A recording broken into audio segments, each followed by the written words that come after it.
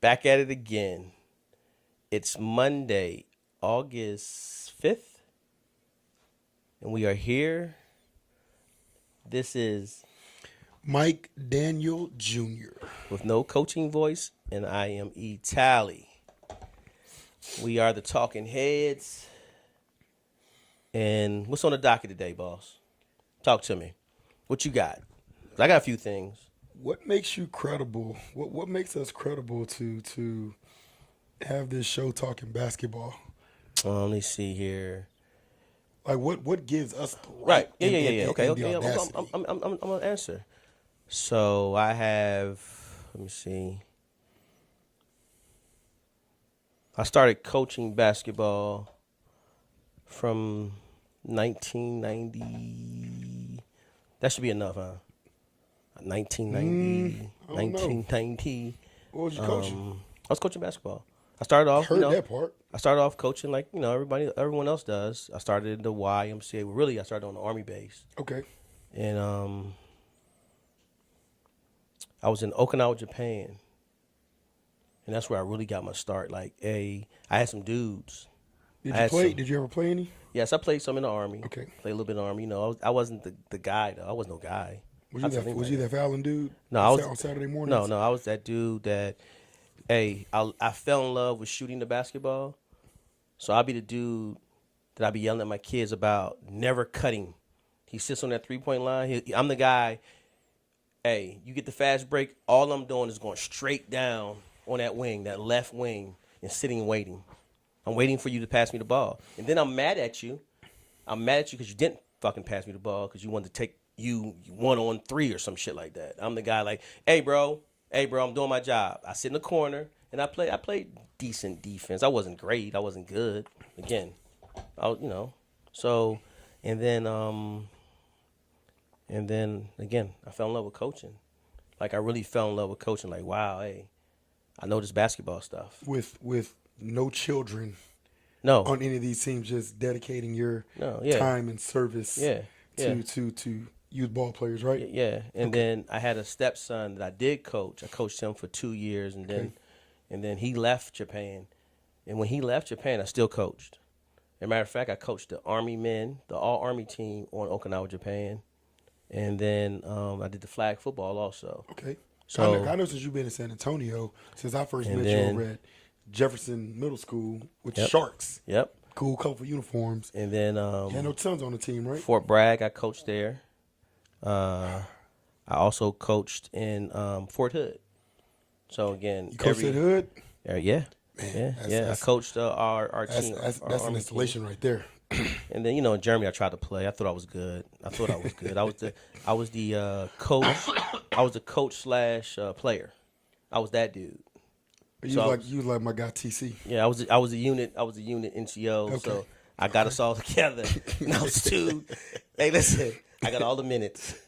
I was I was that dude. Oh, Ask my boy Nicholas Williams about me. Oh wow! I got all the minutes. Matter of fact, he was a better basketball player than me, and I would sub him every time. Hey, sub, I need to get in. Wow! I was. That's what I'm trying to tell you. I was that guy. You was that guy that used to mess up all the Saturday morning runs on base, huh? Yes. You was that guy. Yeah, thought I was good. Get out there because I was experienced. I knew the X's and O's of the game, so I thought I was smarter than everybody else. I'm the guy. When you play Saturday morning basketball and that guy's always talking, telling everybody to scream, set that pick for me, set that pick. And everybody be like, bro, this ain't no organized basketball. What you doing? Hey, I need that pick. We got to roll right. That was me. No. I mean, Saturday morning, you kind of got to play organized because you lose on Saturday morning on the installation. You might as well go and take it to the defect and go home because you ain't getting back out there. Hey, So I found out when the times to go. So when I was it was crazy in Germany. You're right, 8 o'clock, everybody showed up. Yeah. But if you get there about 10, 11. Yeah. All the real hoopers is kind of like, hey man, we got one more in us, they run. But you get decent run. You still get decent run. Exactly. So, and then, of course, like I said, I've been coaching here in San Antonio since 2015.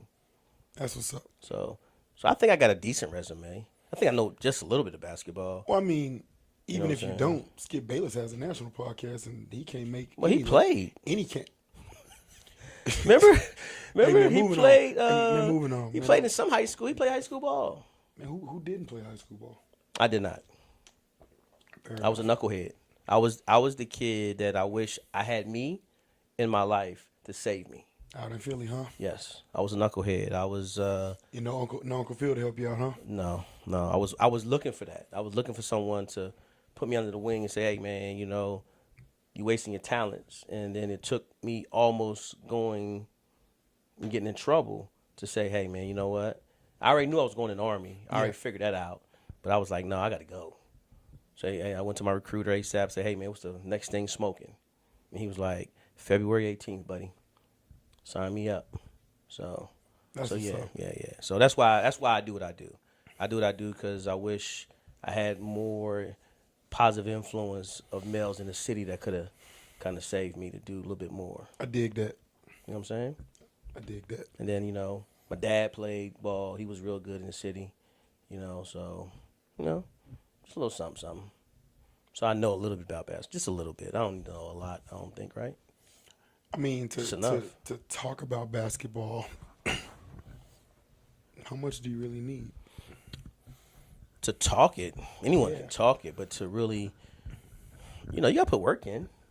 Definitely. And that's what I learned about coaching. Like, there was times that I didn't really put a lot of emphasis on, hey, let's do our X's and O's, and I just go out there and wing it. And then I meet like a third grade SA Future team, and they beat the brakes off of me. And I figured out, like, what are we doing? So then I go into the little things of the intricacies of basketball, like, hey, man, because you only get an hour for little kids. You can't really stress them out. But someone once told me, hey, man, send your kids home with homework. And that was the greatest thing that ever learned. Like, oh, man, that's smart. I asked you that question to say this. What you saying?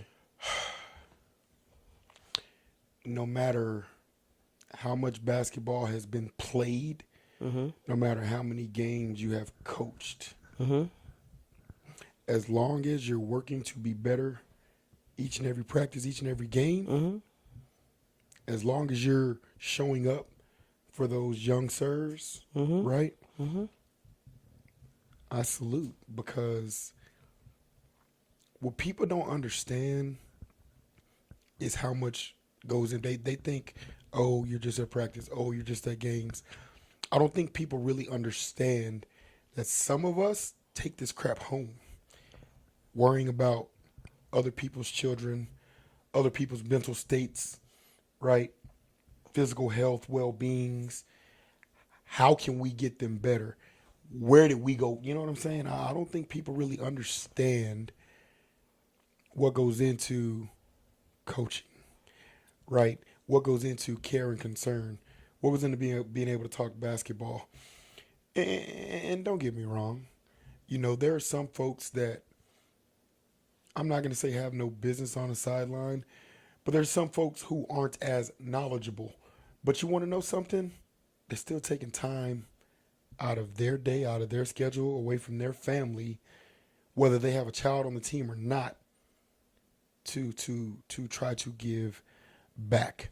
So for anybody that's out there attempting to coach, trying to coach, whether low level, mid level, high level, whatever level, if you're taking that time out for other people's children, whether wrong, right, or indifferent, you're taking time out and you're trying, whether you played the sport, didn't play the sport, got involved in the sport because your kid likes the sport, whatever the case may be, I just want to let you guys know, I salute you guys. Round of applause and thank you. That's how we're going to start the show off today. So then we should start it off with saying there's a levels and lanes in every aspect of basketball or sports, because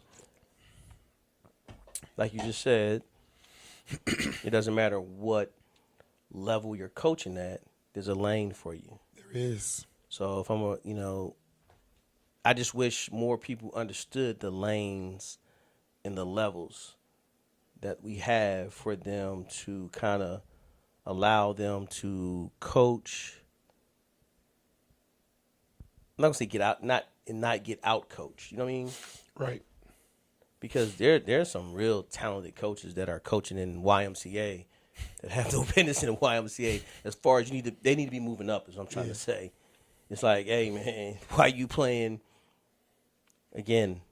you playing this low level play when this level play that you're doing and you're teaching is phenomenal, and you need to be next level. Agreed. And they really are. They just doing Agreed. it because they got little kids and they have to start somewhere, right? Agreed. So it should be just levels and lanes.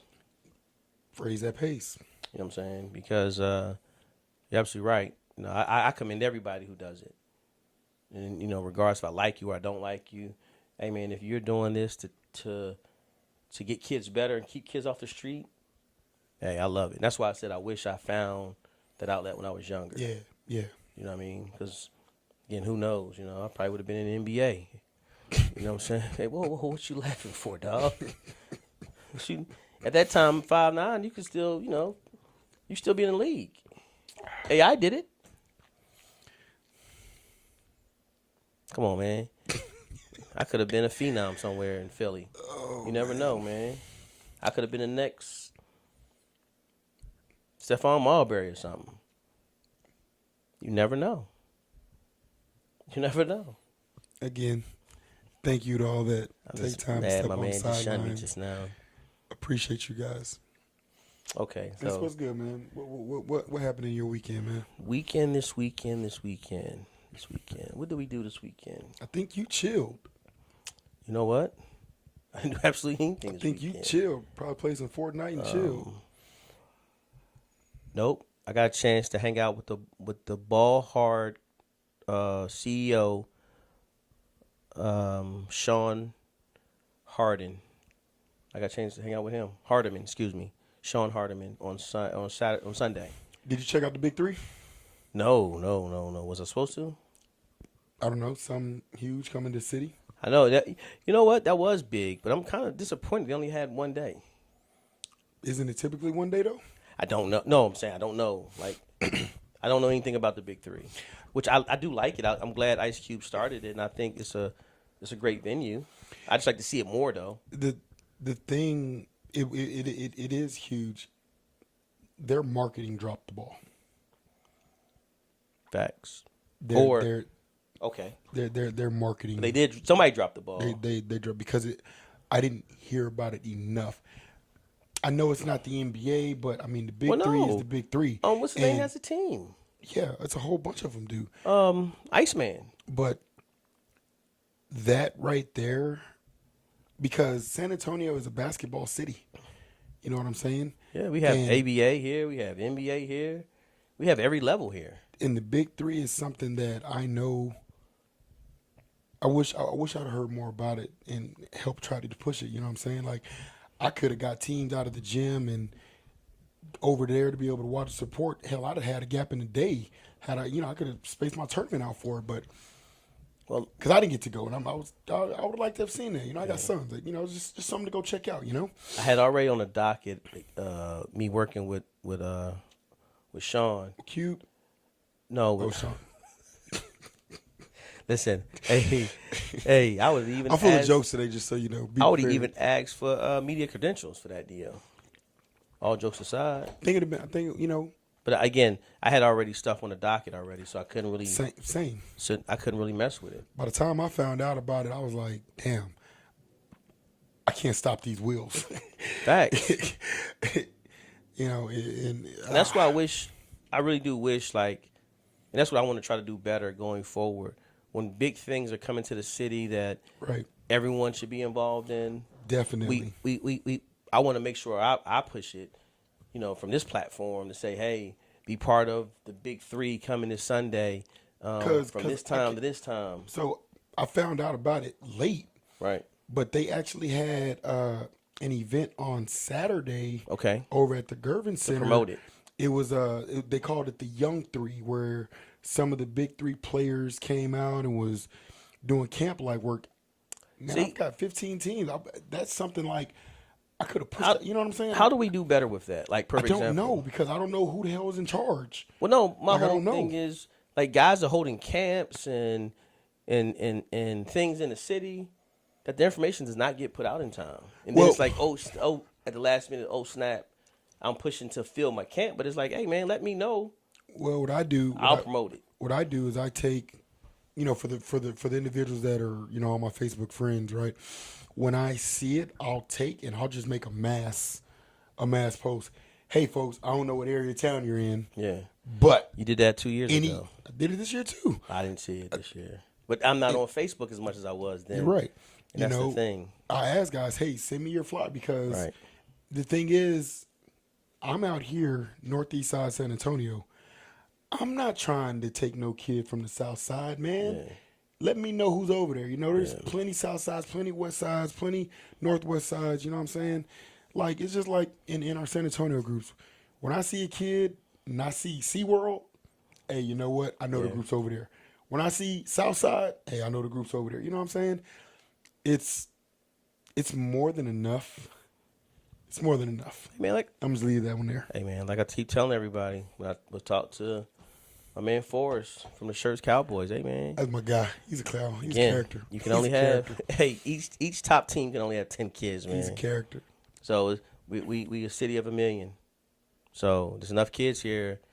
Everybody can get their hands on some kids that's gonna help them in their programs be better.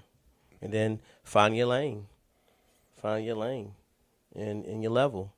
Again, I don't I would like to see that more though. I would like to see us do a little bit more, compete. Like I think this year we did a phenomenal job in the Gassos. How about San Antonio? San Antonio, heck Agreed. yeah. Heck Agreed. yeah. Heck Agreed. yeah. I think our pulse right now of our mindset and our play is all together in this last few years of the state runs we having teams make. Well, we can't really just good. limit it to the Gassos. I mean, San Antonio, they put on the Puma circuit. They put on the UA. Hey, listen. They put on San Antonio. San Antonio did well this travel season, man. That Puma circuit, the few people that I know that did play it said, man, Nike's in trouble. Look, we can't. If we're talking San Antonio, I know you're from Philly and I'm from Corpus Christi, but we put enough time here in the city that we can talk about San Antonio.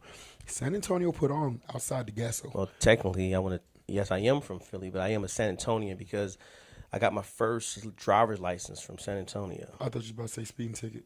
No. I'm not a fast driver like that. No. I know some people that are. But no, San Antonio. So I'm a San Antonian, so please address just watching. me as such. We had groups. 1995. We had groups that were on the Puma circuit.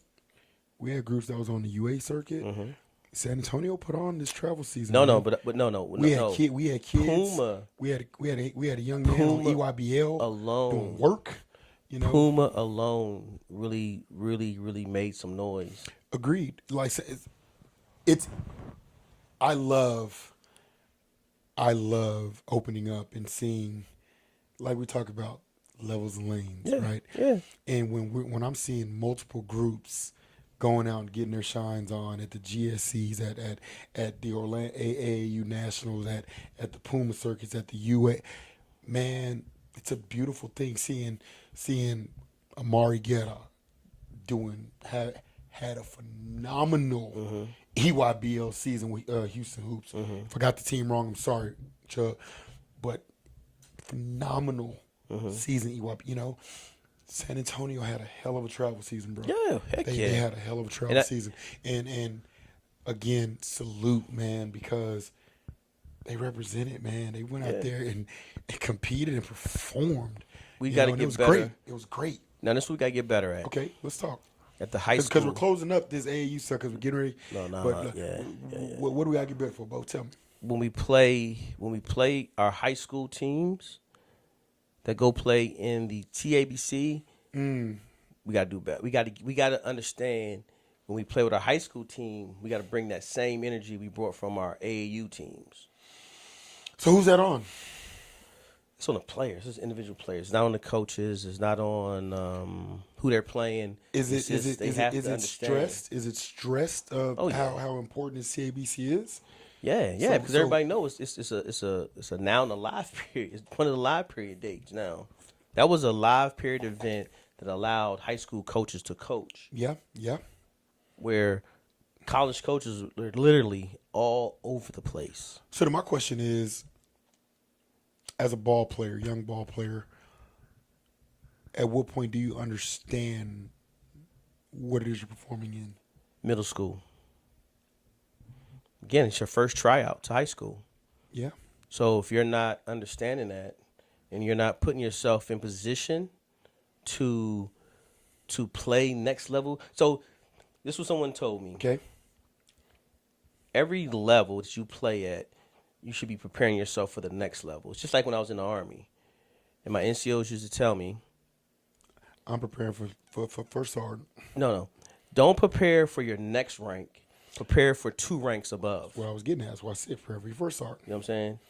Well, no, like if you're E5, I shouldn't be trying to make E6. Nah, you getting ready I'm for- going to make for- E6. I should be trying to make E7. Right. And then when I make E7, I should be preparing for sergeant major and so on. So if you always, that's the same thing for basketball. And I take that concept. That's why I always tell everybody, that's why my saying is middle school is your first tryout for high school. Because if you're just looking to play middle school basketball and just have fun and play because you're playing and me and you are best friends and we playing together, that's awesome. Okay. But if I'm not playing for high school basketball but preparing to play that level, and then when I get to high school, play for college, if that's what I'm trying to do. I couldn't agree with you more. But the question I was getting at is, you have a team of 26s. It's a live period. It's TABC. Mm-hmm. Why are they not already motivated? Is the question I'm getting at. Who's that fall on? What can we do better? I think Because for you to make that statement, you saw, because you were up there. I was there. I don't know where the hell I was at that weekend, but we were off because of that. That's right. I was off. How is that statement even remotely possible? Live period, coaches out. How do we even have that statement that players weren't revved up? because they don't understand the seriousness of it all. Which leads back to my question. And then it's not something they do every year. Like some schools, Okay. Like some schools don't play it every year. Gotcha. And I know that for sure because I didn't see everybody there. So then is this something that needs to be stressed, pushed, promoted?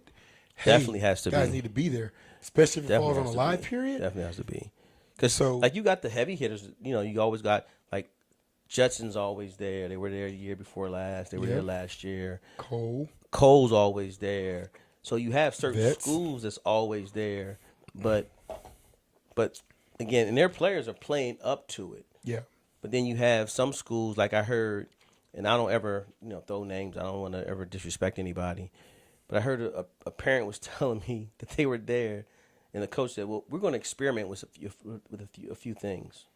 This ain't no experimentation time. I'm like, no, man, that's not the time. TABC is not that time. That's summer league play. You experiment the week before in the 1 game summer league time. Yeah, that's when you. Yeah. Hey, man, we don't want to see this lineup. What this look like?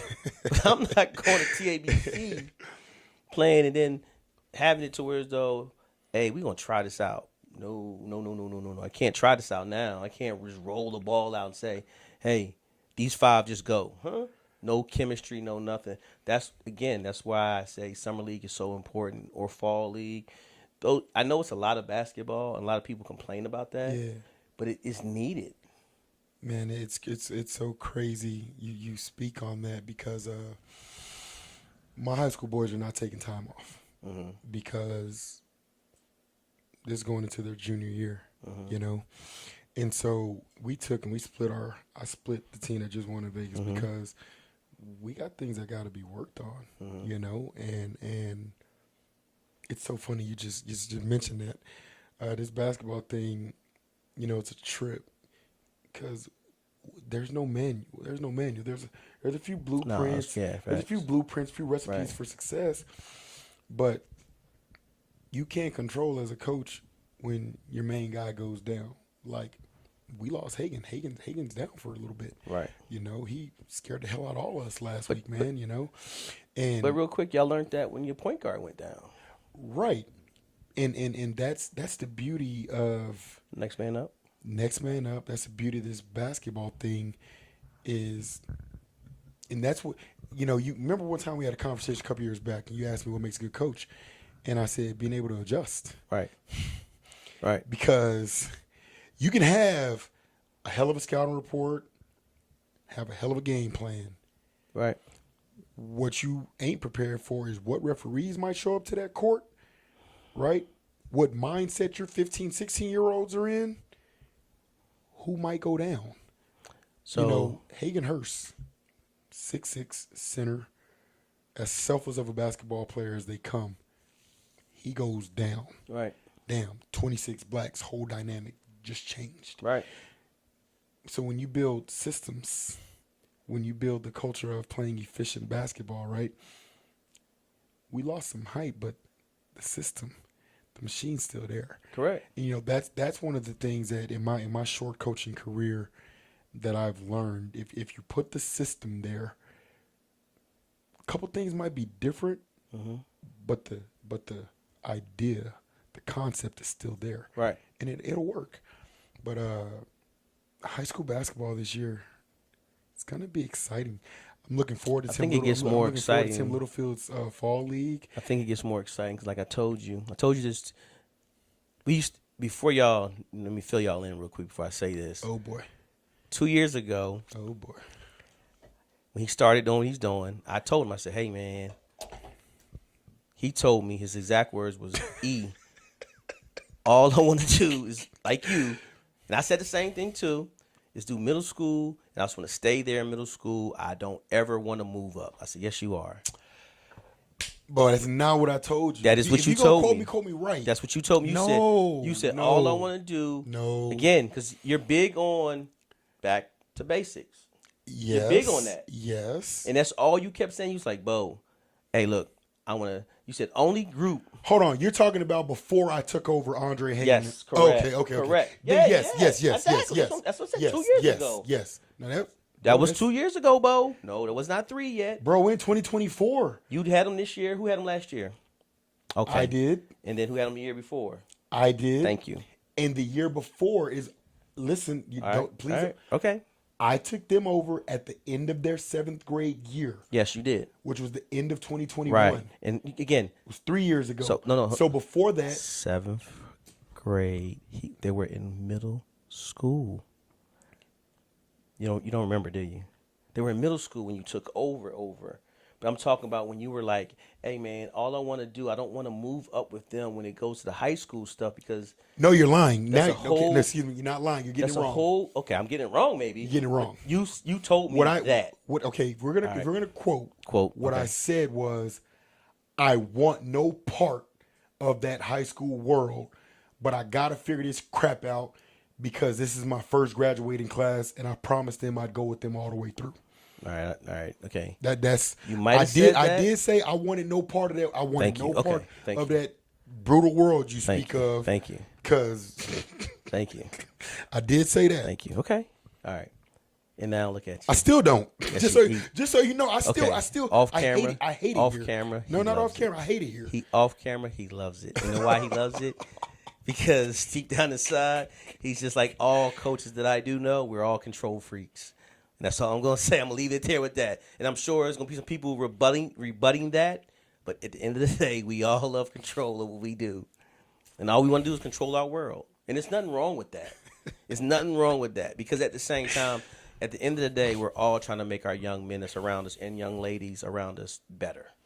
Man, why this is so, going back to my point, that's why this is so exciting for you. What I will say is, man, that group I've got, they surprise you every day. They don't surprise me anymore, okay. But they motivate me. They actually they inspire me to like, I the instant I think of quitting, I run my team roster down my line because I want to step away. Some days I just want to step away. Well, how many times did I quit? How many times did I call you? How many times have I called you? You said it, but every time I look up, you ass on the sideline, so I don't even want to hear that. But how many times have I called you and said, hey, man, this is it. This is it. And what I tell you every time you call with that dumbass talk, what I tell you every time. He's telling the truth. He's telling the truth. He's one of the 3 people I call every time I want to say, man, I had enough. He's one of my 3 people. And he's like, E, can you stop this, please?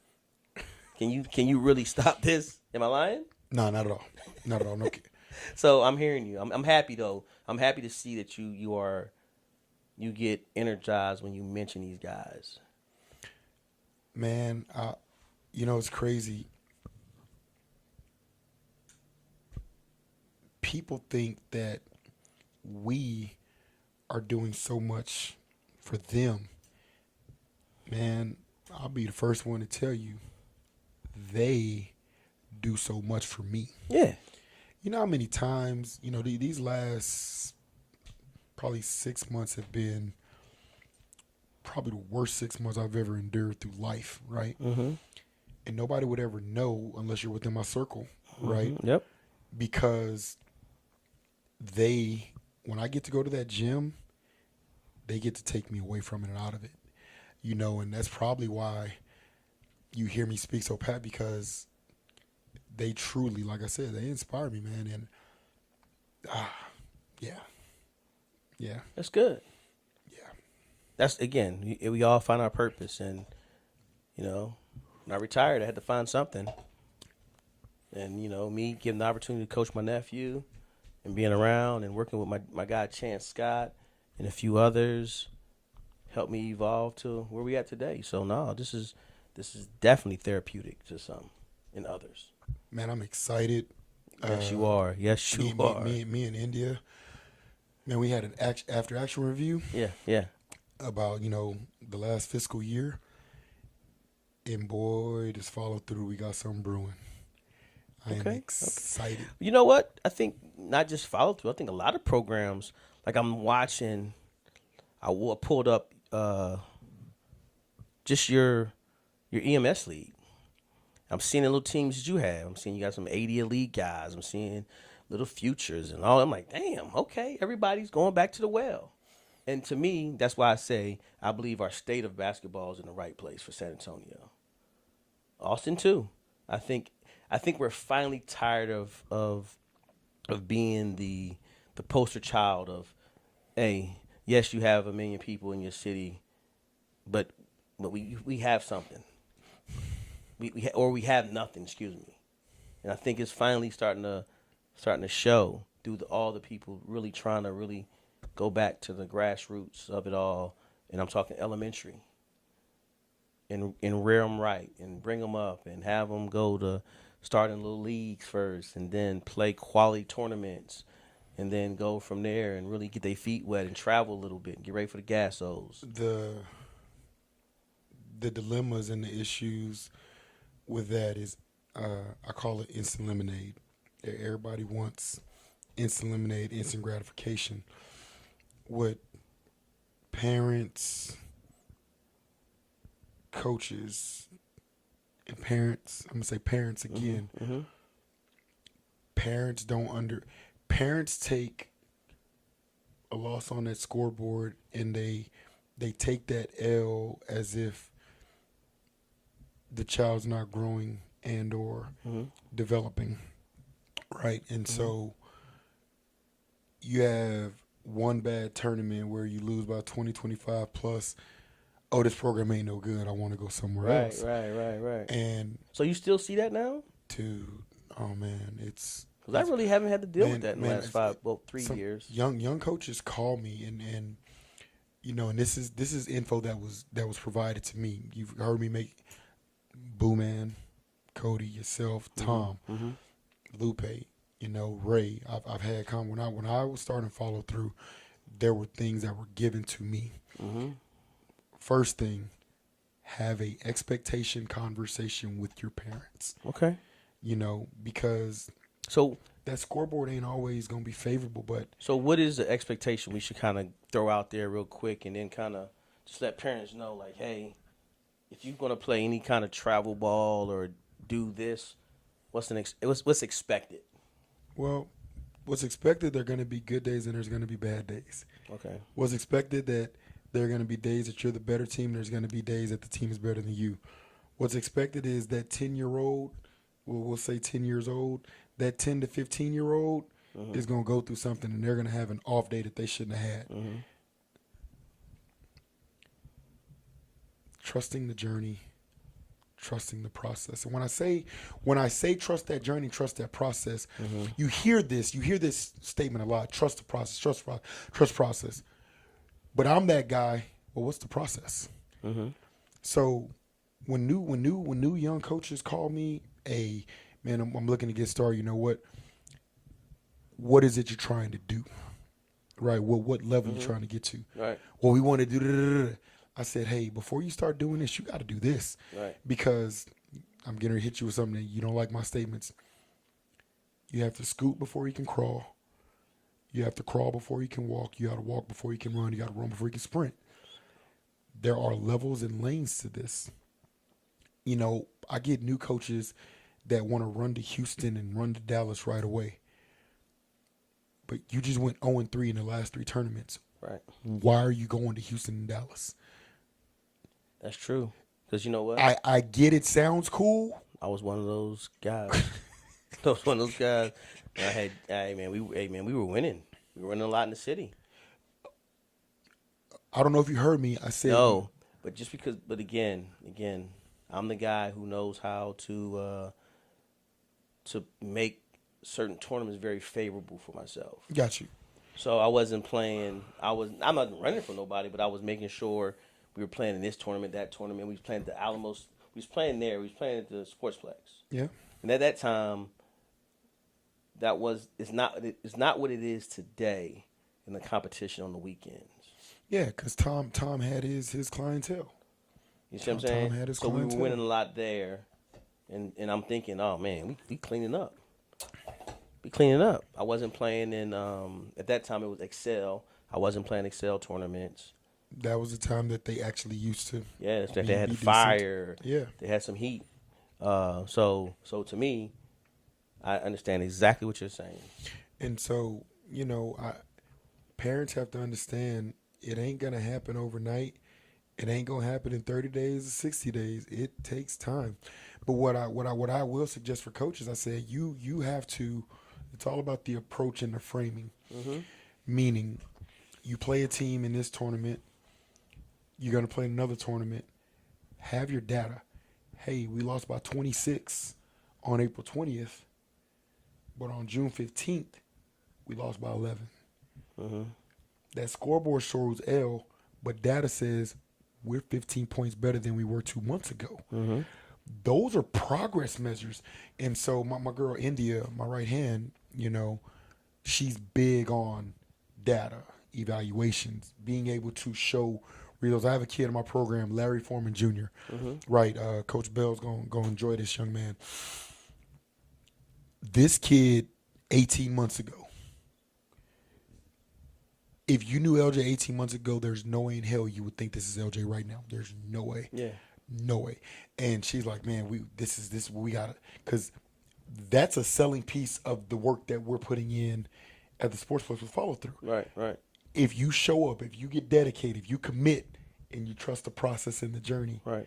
I remember, I'll never forget the day his dad, he came to me. He's like, I want to know every time you're doing something, LJ will be here. I don't care what it is. I want him in the gym. Right. And you know what he started doing? He started coming to the gym every day.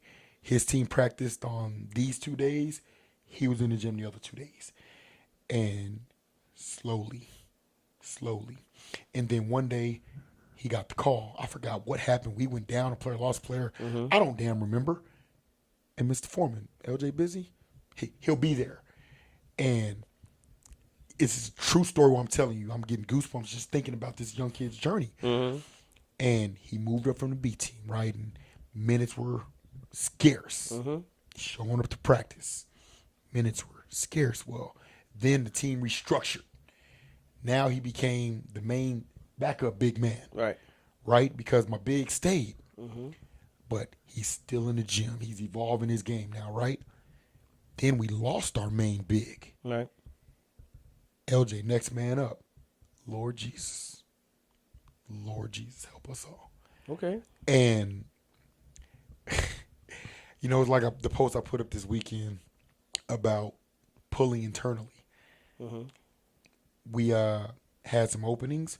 LJ was out of town with family. Swag was hurt.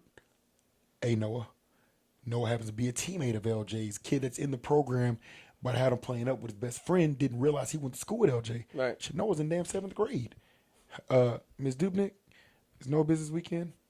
Hey, let's give that test. 2.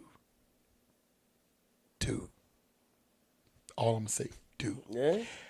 And for me, This is what, doing 2029? This is my 2029s. Doing it organically, doing it internally. Oh man, because it's ours. Yeah. And it feels so good. You know what I'm saying? Not having somebody come show up that ain't been in a follow through gym ever. So Don't it feels good. So it's funny that you say that, because that was my whole part of, if someone would ask me, how do you build a team in San Antonio? And I have answered that question a few times for people, coaches. That right there is how you do it. Trust. And San Antonio's and parents here are those parents. Hey, man, if they don't trust you, if they don't believe in what you're doing, don't even, matter of fact, just pack your bags. Look, you and know I leave the talk to city. you know I talk to all the time about this? Right. Your boy, your man's that you sent me a couple years back. Mickey. Mickey, yeah. But Mickey George. He calls me, he's like, bro. He's like, and this how he starts off. Man, I know you told me, but man, I just laugh because I know what he's going through. You know what I'm saying? Nobody knows who he is, right? He's trying to do his thing. Nobody does. And I get it. You know, we did the same thing in my 26s this past weekend. Hagen scared the hell out of us. He's down. So there's my starting center. Starting power forwards at his grandparents' 50th wedding anniversary out of New Mexico. Okay, no Hagen, no Sam. All right, no inside game. Got to go small. Change it up. Let's go. Switch everything. JV team had 2 goofballs that didn't read the schedule. They want to put their own damn team for Marion. I saw that. Man, that. damn knuckleheads, right? I saw that. So what do? Switch up, bring up a couple of 7th graders. Hey, next man, but every kid was a follow through kid. Every kid that was there this weekend has put in some blood, sweat, tears, and the gym parents has paid monthly dues to where, hey, but you want to know what the coolest part about all of it was? What's that? When I made the phone calls, hey, are they busy? Hey, this is what I need. Okay, coach. Do you know how soothing that is? Yeah. The okay, coach. Stressing no spot is ever safe. We're getting ready to have a mandatory tryout. I got 3 7th grade teams. Yeah. Everybody better be in the building. Yeah. Coach, what? I'm not getting a coach. Do we got to be? Only question I got, do we have to be there both days? Because the 5 is kind of confusing. Is it both days? Yes. Okay, we'll be there. And when you start having those kinds of connections and communications to where they're going to ride with you. Like, you remember what I did back in May? Dude, I was scared as hell I was going to lose my damn team. Remember my fuck up with the gas? Yes, up in Dallas. Dude. Yes. Man, No, I know you weren't gonna lose your team. I was so that, but that's one of those that No. Listen, at this point, either parent and I'll say this, very, very, very, very boldly and conceitedly, if it sounds that way. If parents rock with you, you're allowed 2 or 3 a year. And you know what's crazy? That's just being honest. That's like, hey, I messed the schedule up. My bad. And that's literally what I owned it immediately. Yeah. Found us a replacement and we moved on. And that right there was the same thing that saved my 29s. Because remember I told you, April 20th, that team almost folded because I didn't discuss what I was doing with the team and they didn't know. So and I told them, I said, guys, how long have y'all been with me? I'm like, if y'all don't trust me now, then this team needs to end. This is what you should take from all this. Talk to me. Yeah, from the famous words of Coach Rizzo, shout out to my guy. If a family's not happy with you, then all those things you said, they're leaving. They'd have left first thing smoking. But if they're happy with you and they love what they're doing and what you're doing, which you do a great job over there, follow through, they're there for a reason. They know you have their kids' best interests. And with having their kids' best interests, that's what makes them happy. because you're doing all those things that they're looking for. And I learned something yesterday. When a kid is comfortable and the kid is happy with his coach or trainer, you're doing everything right. It goes back to our beginning saying, it's all about the kids, levels and lanes, and it's all about the kids. So yeah, man, it sounds messed up, and you right. You want to get that snafu fixed, like, oh snap. But hey, man, you're doing a great job, and it goes by. And for me, it's a testament to what you've grown over there. You took, I think you had 3 teams in the beginning. No. You had remember you had 2 teams from me. No, you had 2, because you had Little Cherry. You had Little Cherry, and you had your 20. One day he'll learn to just listen sometimes. You had 2 teams. I had 1. Oh my goodness. Okay. All right. So let me clear the air. Right, clear the air, please. Please clear the air, because I had my 29s. That was my son, the group that I still have now. Correct. You had 3 2028s. Ron Cherry, Will Davis. At 3 players? Yeah. Okay. Ron Cherry. Okay. Will Davis and Okay. Lamario. All right. Lamario Montoya. All right. Still remember all of them. Okay. To take care of them, I took some of the 29s that were skilled, right? Because remember, you had the triplets, the Pettits, Cameron Hood. Oh, man. Okay. I missed them dudes.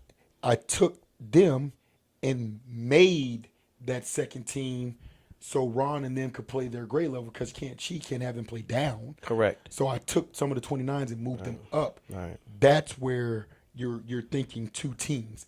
But I had 1 team. I had my 29s. You added some pieces, and you had 28s that we took and merged. So that's what happened there. So when you left to the Sportsplex, how many teams did you go with? Oh, okay. So again, let me back up. Like I said, you had 2 teams in the beginning. Can't be 2 teams if 5 of the kids is the same kid. You had 2 teams you took over to the Sportsplex. We're both saying the same thing. Let's just be grown. You just showed 2. We're both saying the same thing. We're gonna stop right there and move forward. We only got a little bit of time. I want to be right. So he showed 2. He did like this. Did he not do that in the camera? Did you do that? Or did you do this? Which one did you do? This or this? Eric, you're about to make me. Don't do it. Anyhow. He showed 2. Parents trust.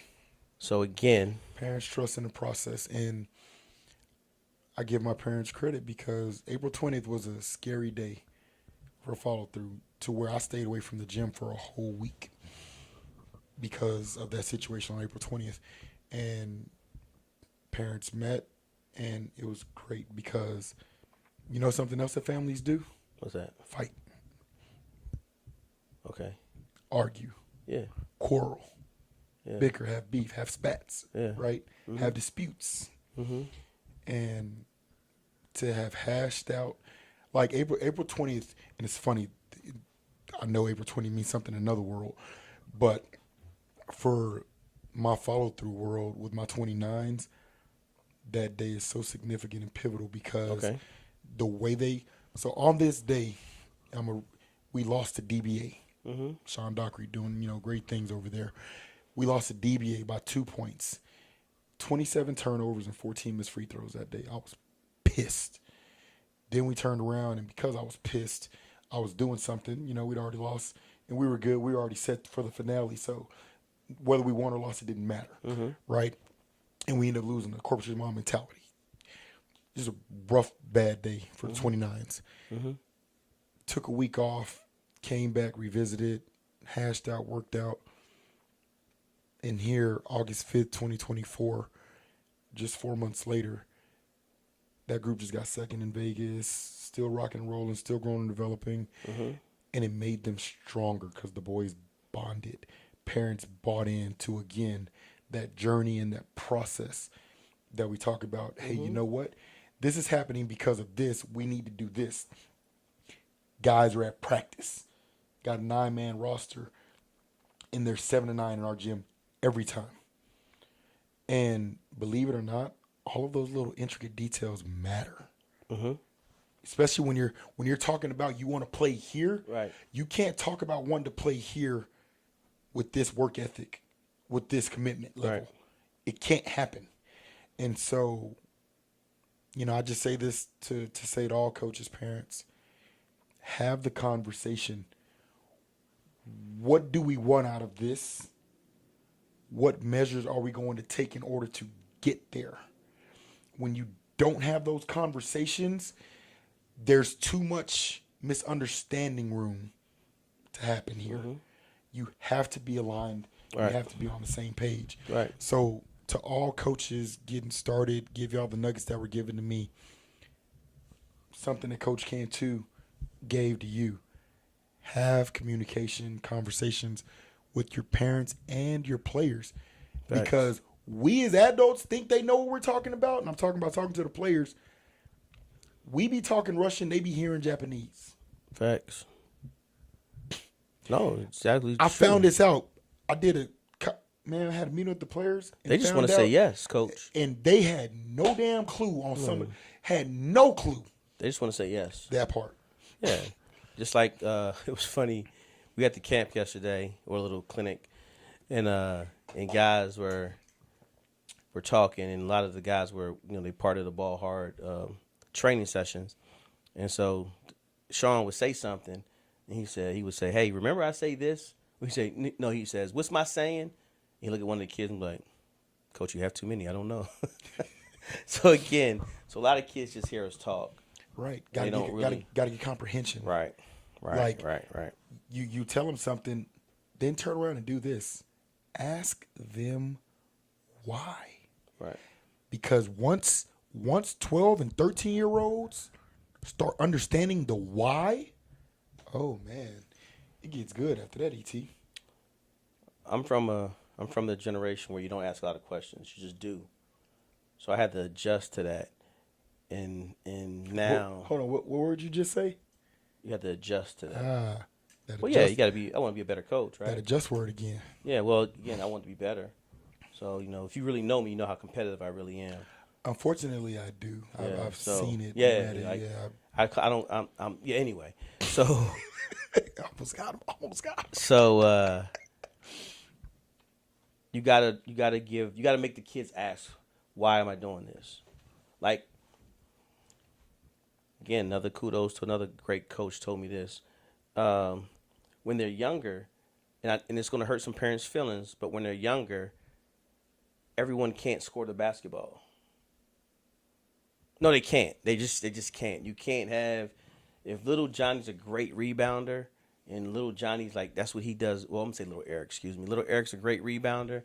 That's all he does. And I know when you guys go home and you tell him, hey, you need to shoot the ball more.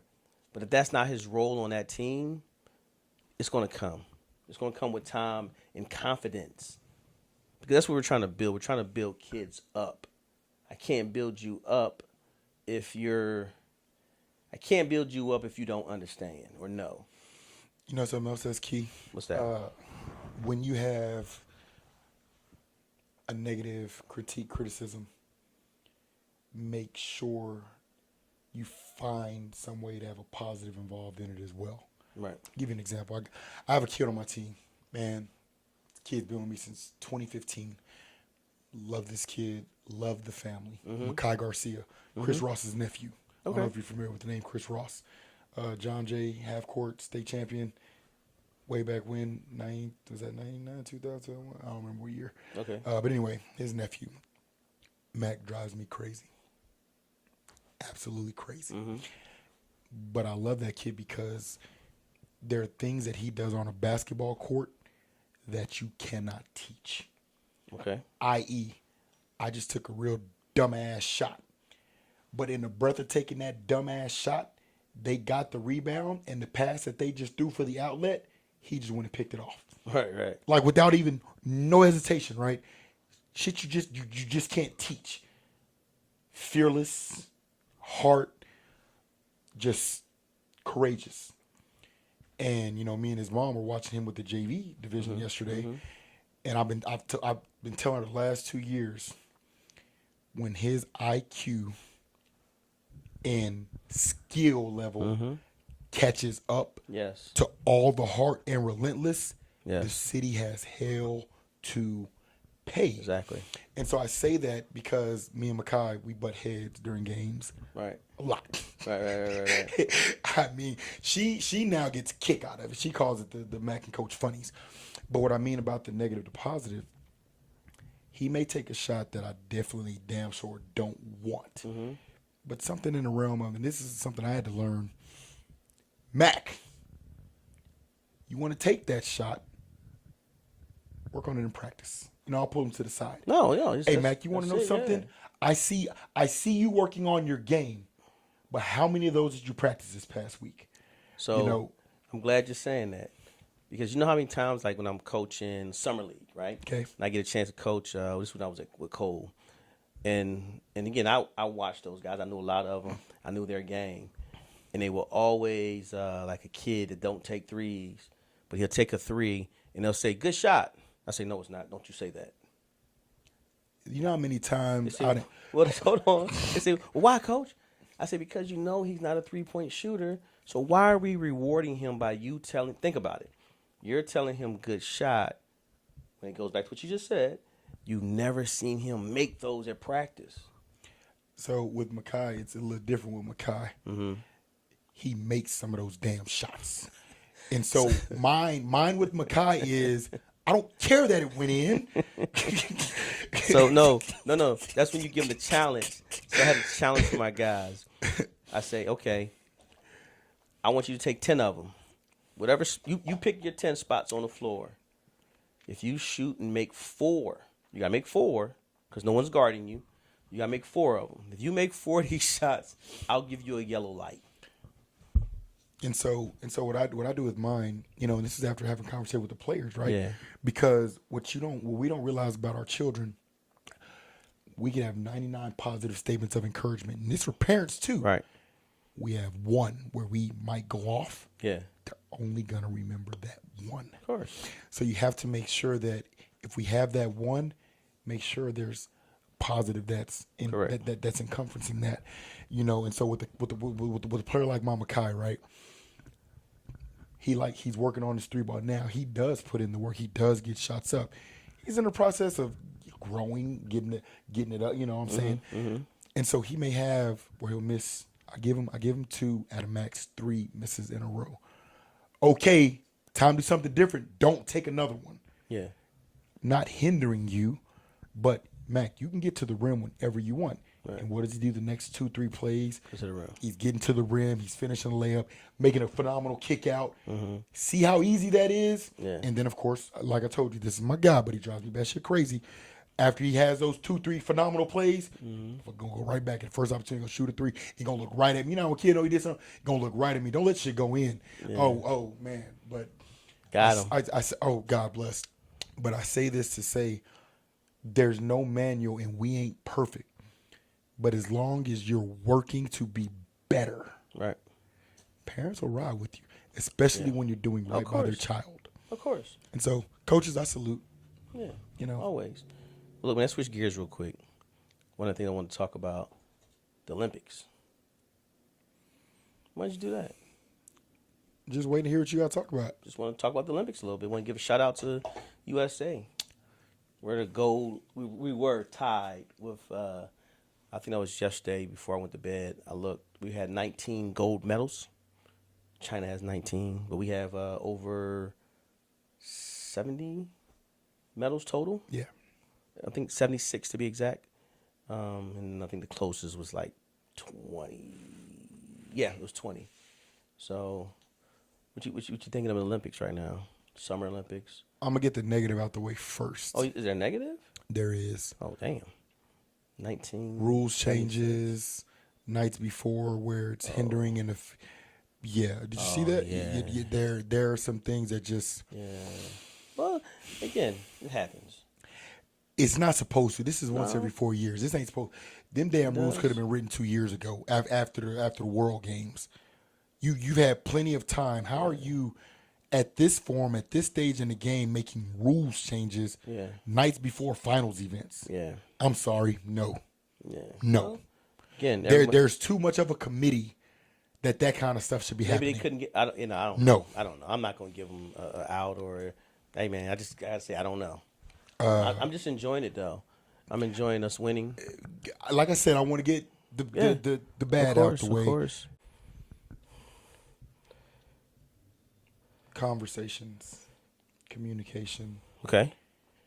and then upholding what you say you're gonna do. As long as you're doing that, Yeah. everything will be okay. You'll win, right? You'll win. Yeah. But when you say ABC Mm-hmm. and you're doing LMNOP, parents ain't going for it. No, they're not. It ain't like the olden days where you Right. didn't have options. There's more options of youth basketball teams than it is bread.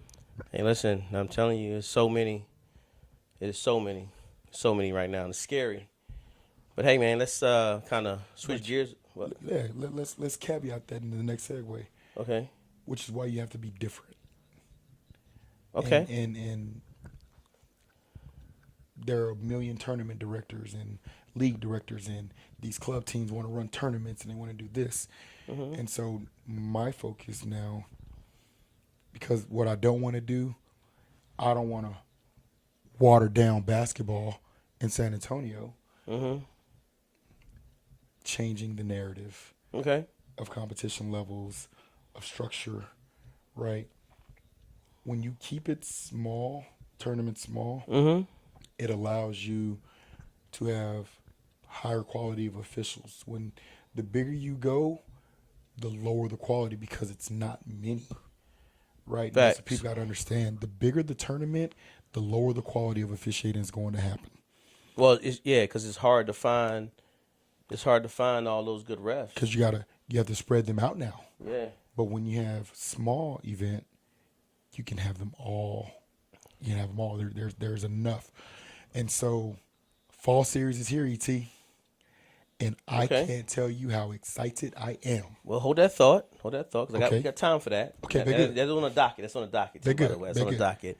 Because I wanted to also get information about the winners of the Sizzler. So, but real quick, though, I want to talk a little Olympics. What's your thoughts on Olympics?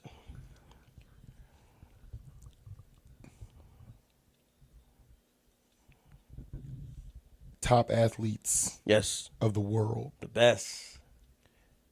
that train religiously for a 15-second race. Could be 15 seconds. Could be Yes. 15-second race. Yes. Shit, 10-second race now the way they're running. Oh my God. Hey, 10. Hey, man. Let me not disrespect the Nah, Olympic athletes because yeah, the man. last place had a Yeah. 991. That's- 992, excuse me. So, and that was last place. So, these top athletes that train 3-4 years yes. for a 10-second race, It's crazy. but we're fighting with parents about bringing little Johnny that is in 8th grade and can't make opposite hand layup, and we're fighting with you about getting them into practice, right? Well, it just Now- goes for an incident. Okay, I'm sorry. Go ahead. But the Olympics, I'm watching everything I possibly can when Yeah? I can. From handball, beach volleyball, my favorite athletes in the world. Yeah? Do you know what it's like to move on sand? Yes, I do. No, I was. Yes, Bruh. I lived on the beach at one time in my life. So yes. Yeah, and that don't mean you moved on it. No. Okay. Okinawa, Japan. We're on the beach. Torii Station is on the beach. I feel you, but it still So don't mean you don't know what it is. You train. We did PT in the beach, or excuse me, on the beach. You just gave me PTSD at Fort Benning. But anyway, digress. Watching these athletes in the world Yeah. competing against the world. Yeah. You know, I see to get silver, to get bronze, get gold, you're first or second or third, literally in the world. Everybody's pissed at Noah Lyles because of the comments he made a few years back about NBA champions. Why are they getting called world champions? Right. You want to know something? Let me just leave that one right there. Well, no, because at the same time, yes, the NBA is the world's game. We got all the world players, so you can't say no. You can't say no. We got all the world players, and then again, since we've allowed NBA players to play in the Olympics, I think we only lost one, if I'm correct. Yeah, I think we lost only one Olympics. I think. Again, I'm thinking. Thinking comes from not knowing, so I'm allowed to say that. I did say I think. And even if we only lost two. Well, it's like I tell idiots that can't even play basketball, damn sure can't make opposite hand layup. In 1992, it's why I don't like having the GOAT conversation. I don't like crossing errors of comparison. In 1992, phenomenal team, dream team. That's the first time, correct? That they allowed the actual NBA players. NBA players, right? Because the world was catching up. At that time in 92, there were 18 foreign players in the NBA. So when Magic, Mike, Bird, Pat, David, Clyde, Stockton, Mullen, all them guys went, Karl Malone, Barkley, right? When all them guys went over there, Scottie Pippen, didn't mean to leave anybody off, and then Christian Laettner. When all them guys went over there, right, the foreigners were still in funny awe. You mentioned Christian Laettner? He was on the dream team. Okay, got Not it. being funny. Okay, because you mention Clyde. I said Clyde. Okay, I came back and said that's why I went on and finished naming them all off. All right. When all those guys went over there at that time in 92, they were still superheroes to the foreigners. Right. Like, these guys were taking pictures in the middle of games, getting autographs during games. Right. These guys were still superheroes. Right. NBA was superhero. There's only Right. 18 foreigners in the league. Dude, we're in 2024. There are 125 foreign players in the NBA. Yeah. The last 6 years, there was a foreign MVP. The fear factor, the awe factor, Yeah. is gone. So when people try to and I'm not making excuses, but you have to factor these things into consideration. Oh, the USA men suck now. The Dream Team beat people by an average of 48 points. They were just happy to even be on the damn court with Michael Jordan, Magic, you know. And I'm glad you're saying something about this because I'm getting upset with everybody bashing Kerr and who he's starting, who he's not starting. Hold on, pause. Kerr on something. I don't know what he over there enjoying in Paris. Kerr on something. What you mean? You experiment in exhibition games. Here's what I'm going to get at. No, like perfect How example. the hell do you have a game that Jason Tatum doesn't touch the court, but Derek White gets 16 minutes? And it's no knock to Derek White. Derek White's a phenomenal basketball player. Because he's playing well. Bruh, it was game one. Did they win? It was game one. They win. It was game one. All right, I'm not going to knock them because, again, why are we knocking them? Not knocking. I'm just saying. That's Jason damn Tatum. Okay, did they win? Shit. That one guy makes more money than Kerr, too. All those guys make more money than Kerr. So at the same time, hey, man, listen, allow that man to do his job. And right now, he's 3-0, right? They 3-0, right? So, again, let that man do his job. Until we lose. You know what? I got you. I'm going to lose, remember that. Until we lose a game, let that man coach. Let him coach. He's the coach, not us. We don't got to deal with those egos. He does. And look, he fixed it, and they're doing fine. Maybe he has a discussion with these guys and saying, "Hey, man, I didn't play you because of that." And Tatum was like, "Coach, it's Olympics. I'm good." Because that's the humble human being that Jason Tatum is, brother. But again, it doesn't matter. So, okay, again, if he's humble enough to do that, why are we making a big deal about it? I mean, he's got to be humble. Hell, he just watched the damn MVP of the NBA Finals get, this man led his damn team and, go on I'm laugh, not going bro. to do that, man. Go on and laugh. The guy who got it deserved it. Okay. So, hey, hey, man, I just from my lenses, I look at things from perspective of what they are versus what they could be or what it should be, to where as though we add a lot of what ifs in life. We make a lot of what ifs for ourselves to be, well, what? Oh, no, it didn't happen that way. So since it did happen that way, let it be. Who did it hurt? It didn't hurt Tatum in his pockets. He's still one of the highest paid NBA players. So again, why are we making a big deal about it if he's not? You brought up the question. No, I just said how the Olympics look. How you gonna ask me a question and get mad? No, I didn't get mad because I didn't know you was gonna attack. I didn't know you was gonna How go you at my ask man. me a question and tell me I can't talk about it? No, I ain't. Ain't that some?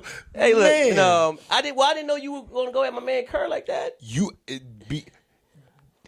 Okay, let this be a lesson. Don't ask no question you don't really want to know the answer to. And if we're gonna be on a podcast, you ask some shit like that, then prepare me for it so I can politically answer it. Well, no, I don't want. Did you I forget? want you, did you forget who I am? That's why. Yeah, you were not. You the one forgot. I want You forgot who I am. No, I don't want you to be political. I'm gonna be political. That's my job. I'm gonna be a political guy. Oh, so I get to stay the asshole. Okay, but good. Yeah, exactly. Well, you saw my message that I shared with you today. Yeah, for real. I was being political, right? Yeah, See, yeah. But no, but seriously, I just think that Kerr has a hard job. Any coach on that right. level has a hard job, right? No question. And I just think we give him a little, we beat him up. I just think we beating him up a little bit. Well, here's what I'll say. All right, numbers don't lie. Facts. Okay, facts. You have a game that Jason Tatum doesn't even touch the court. All right. Game 1 of the Olympics, and Jason Tatum doesn't even touch the court. All right. Derek White plays 16 minutes. Right. Okay. Right. You have another game that Steph Curry is 1 for 11 overall, 0 for 6 from the 3-point line, but he's playing more than Jason Tatum. So you that's it. It just doesn't look good. No, and that's where I do agree to where as though it's like, hey, and someone asked that question today, should Curry be benched? Because here's the thing. I said yes. Here's the thing. With the Golden State Warriors, Steph Curry can get away with that and still play the third and the fourth quarter. Facts. But this is the Olympic team. Olympics. There's Ant-Man. There's Jace. There Yes. are players. Yes. You don't have to keep. Correct. You don't have to keep pushing through. So hey, when I'm looking at some of the decisions that are being made, now, Steve Kerr, phenomenal, right? But what I'm getting at is you can do that with the Golden State Warriors. Yes. At what point does Golden State Warriors Steve Kerr coach remove himself and Olympic coach Steve Kerr come into play? That's all I'm getting. No, and I agree 1,000% with you. And I was looking at that today, and I was, again, I answered that question to someone's post on Facebook. They said that, and there should never be, or that's the team that we all want for AAU, a group like that, where you can go. Do we really though? Yeah, we do. We all listen. When I go to my bench in AAU, I don't want to have I want that 6th man and 7th man and 8th man to play just like they were starters. Yeah, but I don't want that team because the 9th and 10th and 11th and 12th is pissed because they feel they should be 1 and 2, and mom and dad think the same damn thing. I don't want them problems. I'll leave you and Coach Dunkley keep dealing with them problems. Yeah, I want those Love problems. you, Dunk. By the way, it's my dude. I want those problems. I do. I want those problems. The only reason why I want those problems because, again, man, you don't want no problems, big fella. In 36 minutes. In 36 minutes, I can find minutes for everybody. Steve Kerr didn't for Jason Tatum in game number 1. But because he had a roster, 12, 15, don't he? It's Jason Tatum, bro. I know. But again, he got 12. It's Jason Tatum. Or more. It's Jason Tatum. I only want 10 of those guys. Just give me 10. Give me 10. I digress. Give me my 10th guy. Let my 10th guy can be a number 1 on somebody else's team, but I want that 10. I want those 10. I want 10 players like that. Oh, man. I'll be in hog heaven. Do you want to know what makes, because you have a couple of individuals, because Derek White, Drew Holiday, as phenomenal of a team role player, with the attitudes that they have, that's what you want. That's what you want. That's what, because again, you have to have that. You have that balance. Yep, you're right. Gotta have that balance. That's true. Like I said, I was all for. I mean, we know why Jaylen Brown's not there. Politics, same damn reason Kyrie Irving not there. Facts. But at the end of the day, when you're really thinking of the dynamic of that group, those two, man. Hey, there you go again. I want those problems. Man, I want those problems. You see our girl, the runner, Sha'Carri. Yeah, they fucked that chick and the other one. I can't think of her name. They came in second place. She came in second. But did you see the dynamic behind that second place? No. So the night before that race, they came up with this rule that everybody's got to ride the team bus to the stadium. They didn't get the notification of the rule because they've been staying where they stay. Okay. She had to walk an hour, missed warm-ups, and then had to go perform. Did she? That's why I said, how the fuck do you come up and change the damn rule the night before finals? Yeah. Come on, man. I don't know, Come man. on, man. That's way But she over. still got second. So we got the men's gold, women's second, yeah. Silver. So I mean, it's still phenomenal. It's just sucks. So let me ask you a question. Then we're gonna go move on to the Sizzler. In those situations, do you protest and you not run? And you say, you know what, I'm not running. For her, you have to. The other runner did that. Okay. The other young lady from Jamaica did that. Okay. She pulled and said, "Fuck y'all." Yeah. She pulled out. Yeah. But you got to understand. I got to do a lot of bleeping here. You got to understand. You started it. I didn't curse. At the very beginning. Yes, you did. I didn't curse. I'm going to bleep that then. I'm watch it again and bleep all that. Sha'Carri's history. Yes. There's no way. There's no way she was not going to run. But that's just it, though. In the Olympics, I guess that's why I like the Olympics, because who you are doesn't really sometimes matter, because when she runs, her qualifying time allows her to be there. But could you imagine had she pulled out? She's kind of like Angel Reese. No matter what that young woman does. But that's just, well, some of it she brings on her own. Fair enough. But at the same time, you got to do. I guess I guess this part of my life, I'm so big on doing people right or doing right by people. I'm not going to do you like that. Be like, hey, knowing what it takes to run and knowing how walking and certain things you do take you out of that. That's hard, man. To make me walk a mile before my race. Walked an hour, not a mile. Walked an hour. Do you know what an Olympic track star walking? That's 3 to 4 miles. That's what I was about to say. That's being slow. That's probably at least a 6-mile walk.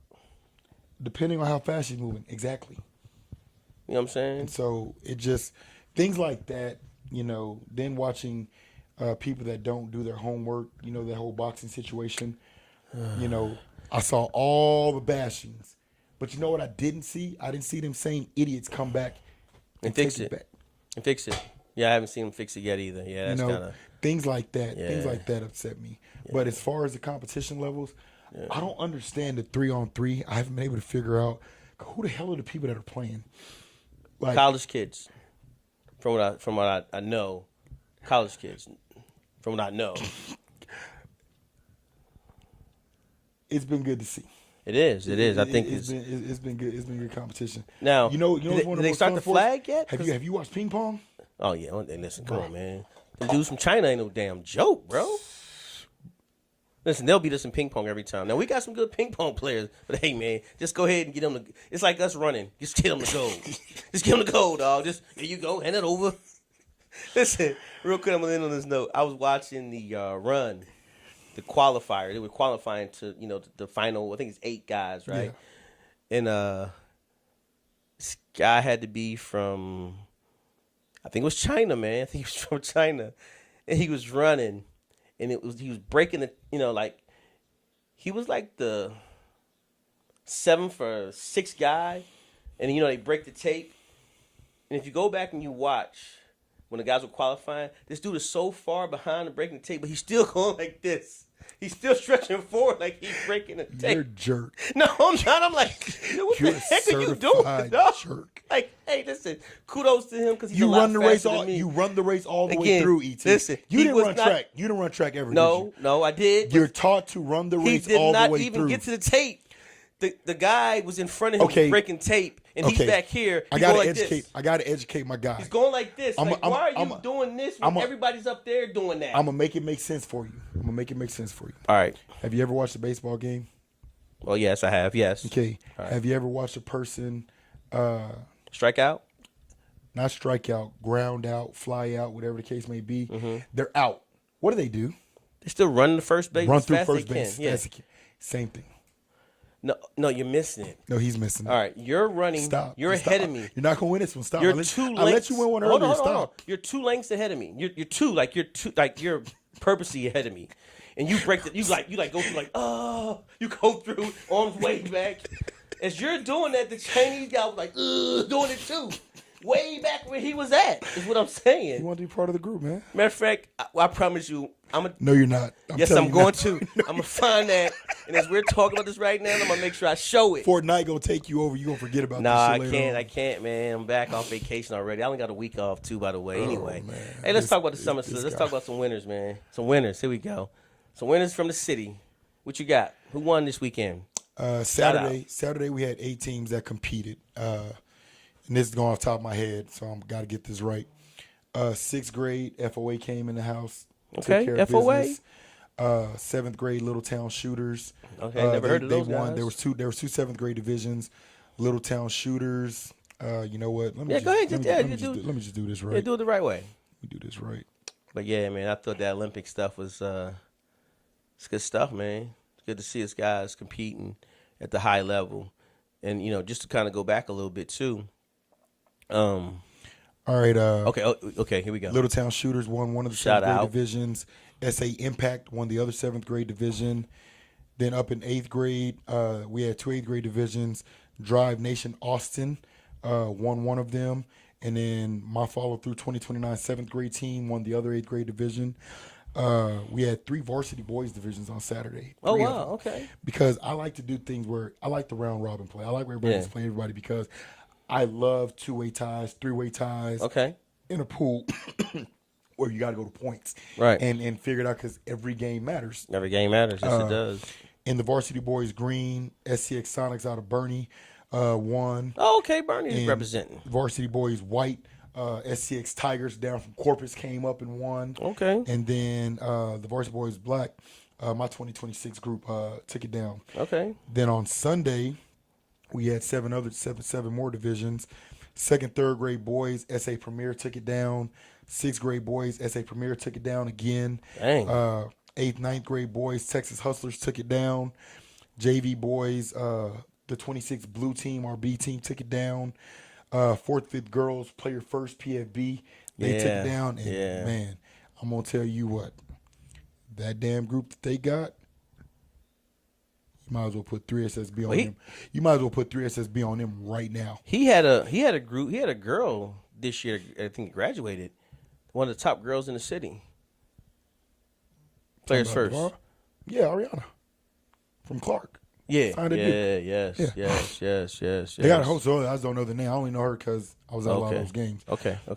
8th, 9th grade girls, Lady Blue Devils, Coach Marco Soto. Yeah, And the so- varsity girls, my man. Hey, real Jonathan. quick, shout out to Marcos. Good to see you back on the sidelines, Coach. It really is, man.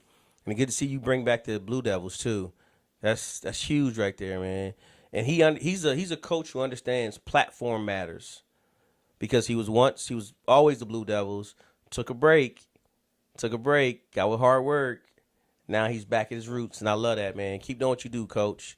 Shout out to you. He's one of the gurus too. Big Agreed. wigs, yes. Agreed. And then the varsity girls divisions, my boy Jonathan De La Rosa and the next athletes took that down. So, it was I got to give, we talk about etiquette, right? And we, sometimes we have not so pleasant conversations, but I got to make sure, I got to give shout out to all coaches. Man, I didn't have a single coach issue all weekend. And That's sad. not having a single coach issue. I didn't have a single issue in the stands, not a single parent. And because of that, I have to give the utmost kudos to the officials that were in the building, because managing the games the way that they managed them allowed the temperature to keep parents cool, calm, and collective, Right. and do what they came to do, and that's cheer for their children and their team. Right. And so kudos to all my referees that officiated this past weekend, because you guys kept the building right where it was supposed to be, man. Good. And like I said, shout out to parents. Yeah, of course you hear the occasional, all that shouts, but that was that, and it was nothing extra. Only reason I said it was sad because we got to have that.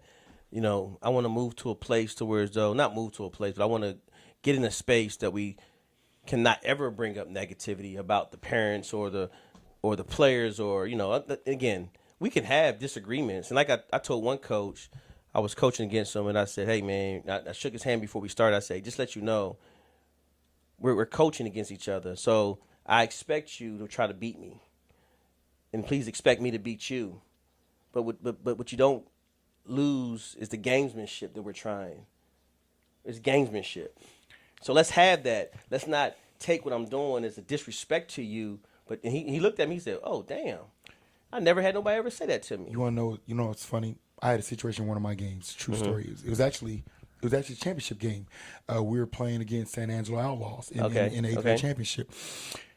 There was a situation where two of our players, matter of fact, my guy Makai and one of his players, kind of went chirping back. Well, then his guy took it a little further, and the ref tagged him. He started using profanity and all this stuff. Right. And the ref tagged him. Well, as the ref tags him, the coach is talking to the ref, trying to figure out what's happening. And I'm immediately, as a coach, you're allowed to go when it's like a diffusing. You're always allowed to go on the court to be proactive and prevent anything from escalating. Right. I'm going to get Mac. Dude takes two hands, pushes Mac, and keeps going. Yeah. But the coach missed it because he's talking to the ref trying to figure out what the hell just happened from the first tech. And so when that happens, my guy, ref. And so the coach first went to charge Mac. Man, I said, hey, man, talk to me. Don't. No, but I'm trying to tell him, talk to me. You know what, coach, you're right. My bad. But the ref was already, I said, yeah, but you didn't see your player push him when you're talking. He like, oh, man. And so immediately, you know what he did? Right. He removed himself from us, and he snatched up his player. Right. Do you know how many times I've seen that same scene go 1,000% the opposite direction? Because instead of addressing the behavior that needs to be addressed, they want to continue on to clear the smoke screen. So many times that coach would have stayed engaging with the player from the other team or the coach from the other team instead of addressing the behavior that caused this whole scene. Right. It was so beautiful to see. Yeah. Shook hands. My bad, man. I wouldn't. And when we can get back to that place, Tally. Yeah. But you want to know where it starts? Having the clientele that understands what we're trying to get back to in the building. Right. Well, that's because why there are some folks that just don't damn get it. Well, that's why I always make sure I greet you. And that's why I made sure I started off by saying that, hey, gamesmanship. This is where we at. And it triggered that just happened. Exactly. Like, hey, man, gamesmanship. I expect you to try to beat me. Like, if you're not trying to beat me, if you just here trying to, I ain't trying to be cool with you right now. Trying to beat your head in. Look, my girl. You should be trying to beat my head in. Look, in India, she gets on me. She's like, people don't like because you're an asshole, right? I'm like, what you mean? And she'll give me an example. I said, I got to bleep a lot today. Like, damn, you're right. And so I never get she point out this one situation to me. We're up in Austin playing. And playing up, and I don't even remember the damn teams. Now I got to go back and look. We're playing against this team, and this coach was doing the most. Yeah. I'm talking like it's the first 3 minutes of the game, and he, and all of this crap. In Austin? In Austin. Players made a couple of plays or whatever. Game just getting started, right? So, E.T., when I tell you, I'm talking about he stomped, doing the big boy stomp, big flex, moving it, all of this, right? I think who you talking about. And so, matter of fact, just you know what, just because you just said that. I think I know who you talking about, too. But anyhow, right? Nonetheless, we ended up winning by 30. And so, me being the idiot that I am, work in progress. Thank you, India. Love you for always trying to make me better. She pointed this game out. She was like, you didn't have to. Now, it was funny as hell. My players were tickled. All the fans because they knew why I was doing what I was doing. But you know what she told me? She said, bro, your players are about 30. I get you want to show them, but she's like, you don't have to. Your players take care of it for you. She's like, you have to. She's like, this is your next growth. You gotta stop getting involved and engaged. She said, as much as it sucks sometimes, because you're a tournament director. Right. She said, you can't do that. She said, unfortunately, because of who you are, she said, you can't do that. And I said, damn, I hate you, but you're right. Facts. You're right. She's absolutely right. You know, and so I took that game and I went back and I started thinking, damn, yeah, that game I did that. I got to stop being an ass. I got to stop being a jerk on sidelines. Make them 8th graders come out that zone and come guard you. I got to stop saying stuff like that because a lot of 8th grade teams will play a zone. Yeah. Because Schoolball. when they go man. Schoolball. No, not that. Because when they go man, I got a couple players that are going to destroy that. And I'm a jerk. I'll have them come stand right next to me on the side. You've seen me do it. I had them come stand right next to me on the sideline. Make them 8th graders come out and guard you. So I got to stop doing that. And she was so right. I said, damn, you know what? Finishing this year and rolling into 2025, as a coach that is a tournament director that is building relationships and inviting teams, I have to be better. Right. And so I say this to say, guys, for those of you that think I think my ish don't stink and think I'm perfect, nope. I evaluate myself daily. Yeah. Daily. Okay. You know, and so I'm looking forward to a new phase of growth and being better. I am. Okay. It's gonna be hard. Okay. I ain't gonna lie. Well, look, Because some people make it hard. Some people make. Of course. Some coaches test the waters. I ain't gonna call no names. Yeah. Some coaches be testing waters. But that's where you gotta, again, that's where growth comes in, and just like, hey, they are who they are. Again, you know, we all have those people we know. It's just like, again, I told you, I'm in a place where my life, like, hey, man, I know I do I have to deal with you or I don't have to deal with you? That's my question. If it's I don't have to, Right. you ain't seeing me. Right. Out of sight, out of mind, like I tell people. Hey, man, I got that bad mentality. If it's out of sight, out of mind, Yeah. Because if I ain't seeing you, who Yeah. cares? Yeah. But, hey, let's move on to talk about the upcoming series. Starts September, right? I'm excited. Second week, I think it's like the 17th, 19th? 14th, 15th. 14th, 15th, okay. Oh, it's that weekend. Okay, yeah, I'm gonna be there for that. That's and opener. then I'm surprising my sister. I'm going to Fayetteville, North Carolina. Well, the not a 16th. surprise if she subscribed. Well, she does, but you know, she knows now, but it's still gonna be a surprise for her. You know what I'm saying? Pop up on her. It's her birthday on 16th. But go ahead. I'm excited for the series because scheduling allowed me to not have certain teams back in the spring one. Yeah. But a lot of coaches saw the concept and they loved it. Yeah. Start with 16, go to Elite 8, go to a Final Four. Yeah. But all the 4 divisions, because there's 16 teams you start with, you get placed in the bracket that you earn the right to be in. Yeah. Whether it's platinum, whether it's gold, whether it's silver, whether so it's explain bronze. that, because remember it took you to break it down to me. Now I understand the concept, and now the pool play, it makes it all make sense. It all makes sense. So go ahead. Every tournament is going to have 4 pools. When we start, there's no ranking. It's just there's 16 teams, and we break them up and put them into 4 different pools. The key to success is getting first or second in the opener and in part 2. Getting first or second in your pool gets you into platinum. That's the top Final Four of the 16. So after tournament number 1, you take the data. All the first and seconds from the 4 pools, that make up pool A and B. That's what you call your Elite 8, right? Mm-hmm. All your third and fourths, which is going to be 8 teams, that make up your NIT 8.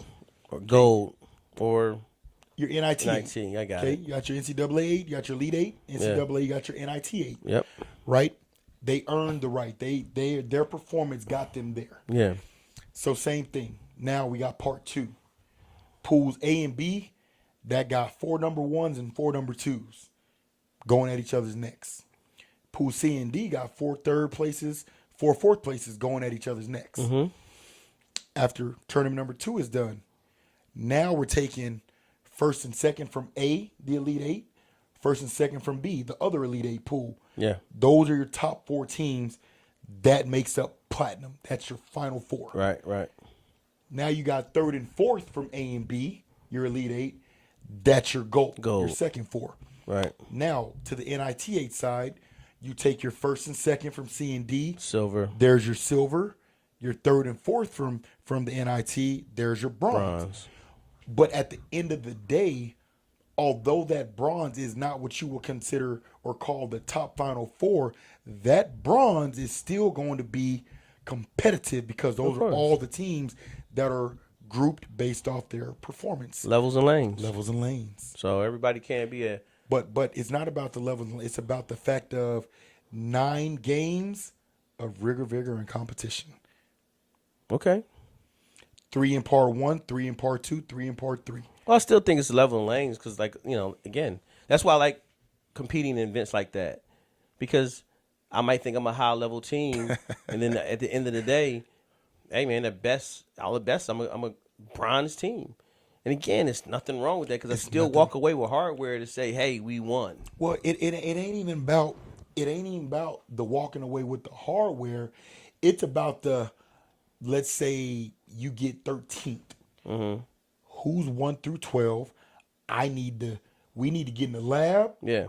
We got to see them again before the spring series gets here because we don't want to be here again. Yeah. So remember that progress, that journey we was talking about earlier? Mm-hmm. You take that because, I mean, you made the top 16. You did well. You're going to be invited back. Right. And now you find them, and those are your progress measures. Right. You take events like that and you find those teams because you want to.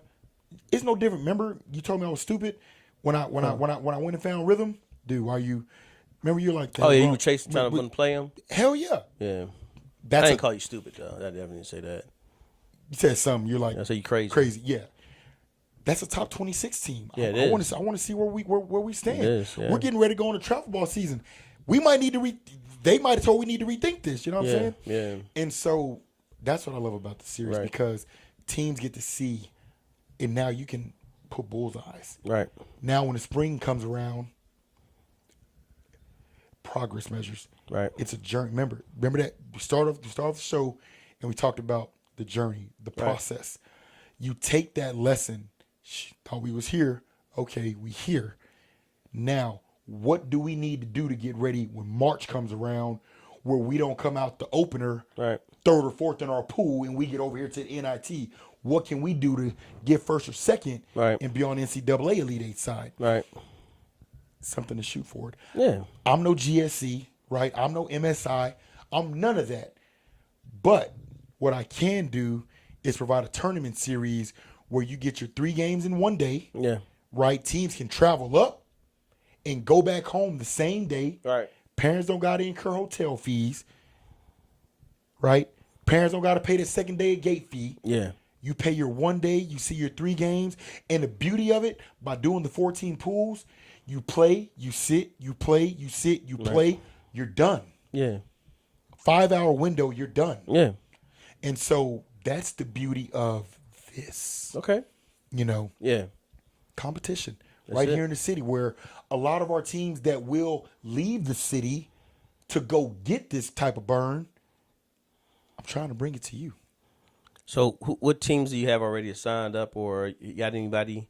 All right, I know you just did it because you sent it to me, so I got to post it. So any takers yet? Coming to a theater near you, not going to release the details No. yet. You don't have to. You don't have to. Okay. But there will be some teams in the building. All right. Okay. Well, I'm gonna be there, so it don't matter to me now. I'm counting. Hey, listen. Yeah, there will definitely be some teams in the building. Okay. And again, SCX, that's South Texas, so it's not just San Antonio. Yeah. We're talking Austin. We're talking Victoria. We're talking Corpus Christi. We're talking Laredo. Victoria been messing with us a lot, man. Victoria Crossroads, Coach Quincy Johnson over there working right now. They've been coming over a lot. Matter of fact, they're in the tournament this weekend. It's held at Southwest. I get to get in the building there for that. I'm not gonna lie, I'm excited. We have our banquet, Pro Skills banquet, also end of season banquet. Oh, you found a place also. to have one. That's good. Yeah, we had one. I remember last year. Trying to be funny. This guy. We had one last year. We talk too much. Same bro. place. We talk too much. Same place. But no, I didn't like how did me. So I like what these guys are doing. Dave and Buster's did a really good job last year hosting us. Okay. They're gonna host us again. But yeah. So how did you? I'm sorry. You say you didn't like how What's Called did you? Yeah, I'm not gonna say no names. But okay, anyway. I didn't know if you. Yeah, no. Yeah, another venue. But anyway. Fair enough. So we're gonna do it there, and excited about that. But I get to miss a few hours. I get to miss the high school games at that time. Between the times I'm gonna be at the Dave and Buster's, but Sunday I'm in the gym all day Sunday. They're good. So I get to see some good games played. I'm going to post who's playing what. Looking forward to watching on Sunday for sure. I get to catch some Saturday morning games, but not too many. You know what I love about the series, ET? Running the Sportsplex, you have to put your own events in the building. So there are definitely tournaments that aren't always the full throttle competitive, right? Mm-hmm. But that baby right there, and hoping that teams, because I had some teams that thought they wanted smoke in the spring series, right? And when they got tapped, they didn't even bother coming back. They ran and made up nonsense excuses on not coming back. No, you saw what happened in that first one, and saw what pool you was in this next one, and so I'm focusing on the groups that are gonna be there. Yeah, and you know what I'm. What grades do you have, real quick? 5th through 8th. 5th through 8th. Okay, middle school. I may end up having a 9th. I gotta check high school schedules to make sure it aligns because the 8th grade last year, that's 210 United. Yeah, that was a competitive grade level. I would, if I was you, just I'm always listening. I leave high school alone. But it's freshmen. Again, let those guys start understanding, because what the freshmen need to be doing, they need to be going to those tournaments. Even though they're not invited, as far as they might not be on that team, or the varsity team, they should still be going supporting their brothers. But you got to understand, the series is the second week of September and second week of October. They ain't started yet. No, they have. Yes, you have. You have preseason. Tournament scrimmages ain't even allowed yet. I have a schedule. You have preseason games going on. Not October 19th, you don't. October. Scrimmaging ain't even. They just got allowed to start practicing. In October? October, 3rd week of October is when practice opens up. Oh, okay. Now, for the finale, I know that's where the 9th grade, because of the finale. But here's the thing about the finale: it's after Thanksgiving. It's on the 30th and the 1st. Yeah. And so might be a safe weekend because it's holiday weekend. Again. But I just leave high schools alone. That's all. That's all I'm saying. I'm being selfish because, like I said, that 8th grade division. Mm-hmm. You remember? You were there. The 3-way tie. Remember? Yep. Crossroads, 210 United, and they just lost to them. That's why I was funny. RPS, my man, Coach Simeon. That's why I was funny. RPS, 210 United, and Crossroads. Remember that 3-way tie? Mm-hmm. And so, but on the other side of town at Mission, I had the silver division that went to 3-way, and so it was a competitive division. Yeah, and the teams, they loved it. Yeah, they loved it. Yeah, well, again. I got time. I always, again, I'm the leave high school time alone for high school. Yes, I know. I'm with you. Trust me, we've had that conversation. Yeah, I know. Yeah. I told you, I'm being selfish right now. I'm being selfish with 1,000%. Because that 8th grade damn division. I mean, you got to catch the last one. Yeah, Chad saw the other. That 8th grade damn division. Don't get me wrong, the other division, but it was just something about. Yeah. No, just again when as kids grow up in the basketball and they start to build their IQ, and you start to see that, it makes sense because when you're watching them play, you're hearing certain things and they're executing them. Yeah. And that's the part that you start to be like, as a coach, you're like, oh, wow. And I'm going to leave this story real quick. In Vegas, we got the chance to, we had 227s, and Anderson's group got a chance to play with Pierce's group. He had like 2 players fill in. They were 2 different brackets, so it didn't matter. So we played. So they had 2 guys play. It was the last game of the thing anyway. So it was for consolation prize, 3rd place, if that matters to anybody. So, and then to watch a skilled player like JoJo Zollikoffer, nickname I Get Buckets, to see him play with that group, it just elevated that group. And it was like I got goosebumps because one, JoJo's one of my guys. And 2, to see him playing with some of my new guys is like, holy crap. And so one of the things that the old group or the new group don't understand is 4 down. They just didn't understand it. But when JoJo got in the game and some of the experienced players, they did 4 down and it looked so beautiful. And it was like, oh, man, they do understand basketball. But anyway, I digress. That's just one of my great stories of. But no, I can't express my excitement because I'm gonna tell you. So I've got my day when I leave here, It's 3:20. I'm gonna go home. I'm gonna decompress. I take 30 minutes to an hour of me time each day because you gotta do it healthy. Okay. And then I'm gonna start Meditation. I'm gonna start putting the names on paper because I've already got commits and confirms. Okay. Because it's something that's not been done. There have definitely been high level, but not to this level and structure. Okay. And it's exciting to know that I'm the one that got it done. Thank Right. you, Eddie Dahl, for this concept and giving me this baby to run with. And so to grow it and build it, Right. and then to put it out there, and then I'm gonna have Super Sports Media in the building Yes, covering it. we will be. You know what I'm saying? And so now we can start getting some names, younger names, right, that are gonna eventually be up on it. And so that's the part, right? We talk about 210 and we're getting younger, Right. and we know it's gonna be coming later. Right. So when we're sitting here talking about gas hose later on, hey, you remember episode number 13? You know, so for me, I get excited just watching players grow. Like, I'll give you an example. SA Premier, they have a 2033 kid, Okay. What grade is that? third getting ready to be a fourth grader. Golly. They have one. Well, that's my group. No, you're doing fourth grade going into fifth. These are third No, going into fourth. I'm doing fourth grade. Guys, third grade going into fourth grade. 33. Okay. They have a kid. I've got a nephew, Keelan Hollowell. Man, I'm trying to think. I don't know the kid from Premier's name. I just know his last name is Dudon, Anthony Dudon's son. Mm-hmm. This kid has Chris Paul poise and floor generalmanship. Already. You know, Already getting dude, it. listen. Then my nephew over with Fadeaway 2033, Keelan Hollowell. This dude, but I told his dad when he was 5, when I first got him, Right. what he was going to be. Right. And then future's future. We know, they're they forever doing their grooming thing. and growing, Yeah. But it's going to be great to start getting these kids' names because that's my next thing, getting these kids' names of these classes, because when it comes their time in a couple of years, Yep. oh man, Let's do it. oh man. So yeah, I'm excited for that aspect. But yes, there are teams that are already locked and loaded and ready to go Okay. for the fall series, and I'm excited. And I think the coaches that understand what I'm trying to do All right. and understand the concept of this series and what we're gonna be doing. And Jim man. gonna be rocking, man. Like I always say, man, we got something special. But let's go ahead and roll in the final thoughts, man. It's going to be a long episode. Rest, hydration, nutrition, parents. It's okay to push your kiddo, but make sure that within that push, they're getting the proper hydration, the proper nutrition, and the proper rest. All it takes is one time, and everything that they've been working for can be gone, and we don't want that, right? And so let's make sure that our players, our athletes, and this isn't just basketball, this is athletes across, that they're getting the rest. Hagen Hurst, I'm glad you are okay. I'm glad you are doing well. I'm glad you bounced back. Take this time to rest.